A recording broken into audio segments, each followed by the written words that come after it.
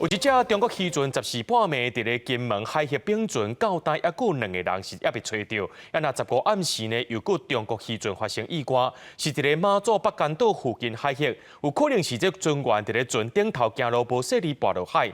中国迄边的这海巡通知马祖这边了后，咱也随派人做回去搜救。 中国渔船14伫咧金门东定海峡沉落去，即马阁有2个船员失踪。为了保护搜救的黄金72点钟，金门海巡和中国海警透暝伫咧海面一直敲吹。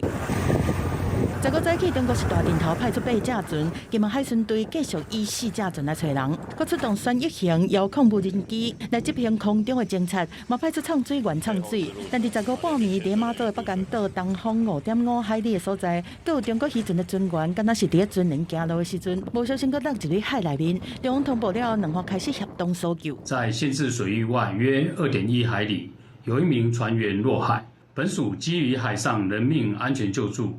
可与陆方搜救船舶协同扩大搜救范围，请附近作业渔船及航行船只协助救援工作。金门海峡无平静，根据平民媒体报道，伫东引岛正南方的南引岛顶悬，互钓客发现插一支5星旗。东引乡长林德健讲，南引岛是无人的岛礁，无伫咧禁限制水域内，是三不管的地带，推测是中国渔民表达意识形态去查。包括我们本地的渔民也好，包括这个对岸的这个渔民也好。 都会在这无人岛礁上面从事一些这个渔捞的行为。